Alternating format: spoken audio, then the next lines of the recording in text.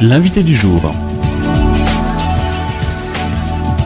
Mademoiselle, monsieur, bonjour, bienvenue dans l'invité du jour de ce mercredi 28 novembre à 8h10 et à 13h. On va parler de la 3e édition du Forum des opportunités agricoles qui s'est tenu dernièrement à Ménil-Saint-Père.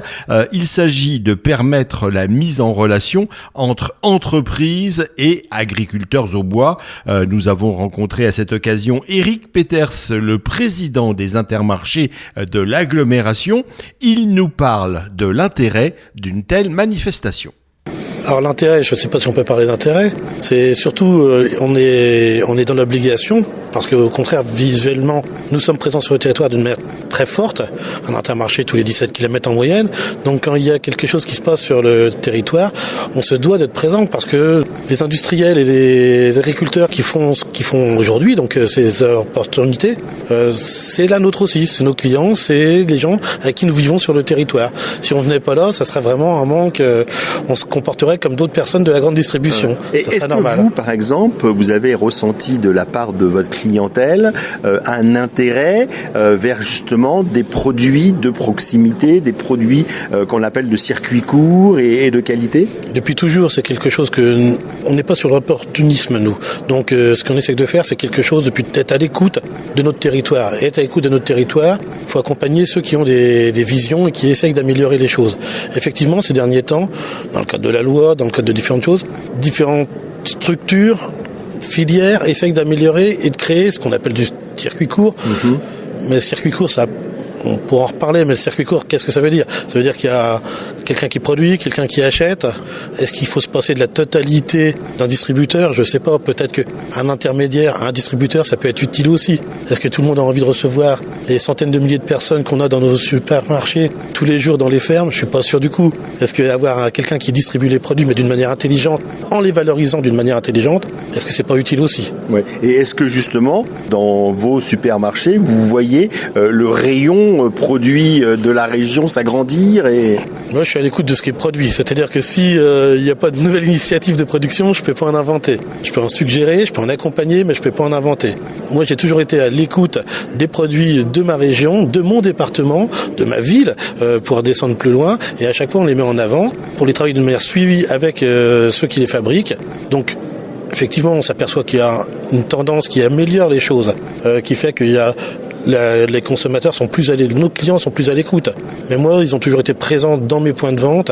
Donc aujourd'hui, c'est une différenciation faible pour moi. Mais en attendant, je suis à l'écoute pour que on me propose des nouveaux produits pour que je puisse les mettre des produits de mon département et de ma région chez moi en plus. On peut dire qu'effectivement, c'est dans l'ADN d'Intermarché et de votre entreprise. Nous sommes nous-mêmes des industriels et des fabricants. Nous avons une laiterie, nous avons des choses. On a toujours été à l'écoute.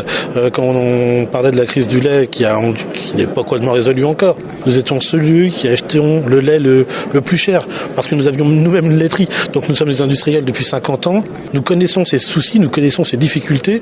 Nous sommes présents sur le territoire. Nous sommes des chefs d'entreprise français qui habitons en France, qui avons nos usines en France. Il y a 11 000 salariés dans nos usines en France.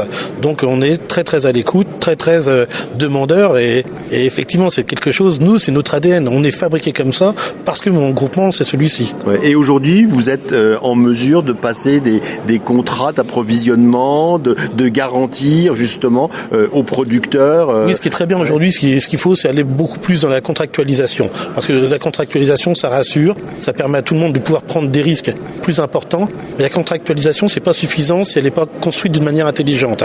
Ce qu'il faut permettre c'est à celui qui produit de pouvoir produire mais de pouvoir valoriser très fortement le produit qu'il est en train de produire. Et donc la contractualisation c'est pas suffisant. Il faut lui assurer que selon les cours des produits qui vont permettre pour un animal de manger au coquesse, il faut que ça soit indexé à ça. Si ça ne l'est pas, on va se retrouver devant d'autres problèmes. On aura un contrat, mais un contrat à un prix qui n'aura pas de sens. Si le prix n'est pas variable selon la hausse des prix. Ce qu'il faut assurer, c'est un revenu pas suffisant. un revenu, de pouvoir vivre avec ce que nous, je vis avec mes supermarchés. Pourquoi est-ce qu'un agriculteur, un éleveur ne pourrait pas vivre du fruit de son travail? C'est complètement aberrant, c'est indécent même. Donc il faut qu'on arrive à créer ces choses-là. La contractualisation, c'est une chose, c'est pas suffisant. Ça dépend de ce qu'on y met dedans. Ouais. Est-ce que vous avez, en tant que vous, revendeur, des frustrations de dire c'est dommage, j'ai pas trouvé de fournisseurs locaux? Est-ce que bien sûr, régulièrement. Il y a des besoins. Régulièrement, on est dans un département où il nous manque beaucoup de choses. On n'est pas la région la plus riche sur ces choses-là, parce que je serais le plus heureux, au contraire, de pouvoir faire les bêtes de mon département, le lait de mon département, les œufs de mon département. C'est pas du chauvinisme et c'est pas resserrer les choses sur soi-même. C'est à un moment donné, c'est valoriser justement son territoire et le faire grandir après avec d'autres choses. Il y aura toujours d'autres produits. Le consommateur, c'est toujours lui qui décide de ce qu'il va acheter. On peut lui suggérer plus fortement différentes choses, mais c'est comme lui qui reste, c'est pas quand même, c'est lui tout court qui reste le décideur. Et avec tout ce qu'on lui apprend aujourd'hui, il reste un décideur fort. Alors la viande, par exemple, vous la citiez, est-ce que c'est un exemple flagrant où il y a des opportunités? Oui, on a contractualisé très fortement, on est en train de le faire dans tout mon groupement, justement, on est un des premiers abattoirs européens avec notre société vitrine d'abattage, la SVA, où on a déjà beaucoup de contrats justement avec les éleveurs.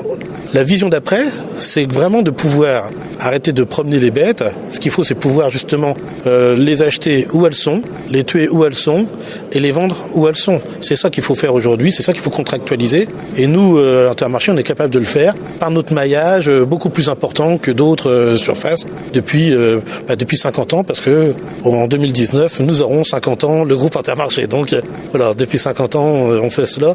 Et je pense qu'on peut être, nous aussi, une opportunité pour le monde agricole. Donc vous êtes confiant pour l'avenir? Je suis pas d'un naturel très confiant, mais je crois quand même qu'il faut l'être, parce que ce qu'il faut, c'est apprendre à mieux se reconnaître ensemble. Il y a eu des choses qui ont été uniquement mal vécues pour différentes raisons. Tout le monde a parenté de la même manière. Ce qu'il faut, c'est reprendre une discussion saine et sereine ensemble pour recréer, écouter les attentes des uns et des autres, voir ce que ça peut être. Ne pas négliger le fait que, je le dis, quand les clients viennent chez nous, c'est aussi parce qu'ils s'y sentent bien. C'est aussi un lien de rencontre. Faut pas négliger cela. Donc, on peut pas dire demain, faut supprimer la totalité des lieux de distribution. Le circuit court, c'est pas que ça. Le circuit court, faut voir aussi l'aspect social et sociétal de nos entreprises, qui est aussi sur le territoire, existe aussi pour cela. Il faut juste se reparler, s'entendre et prendre des décisions ensemble. En tout cas, c'est ma vision.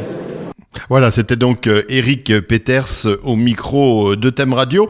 À noter que nous reparlerons de ce forum des opportunités agricoles ce vendredi à 11h30 et à 18h dans la magazine du monde rural Tourne Pleine, réalisé en partenariat avec la Chambre d'agriculteurs de l'Aube. Merci à vous.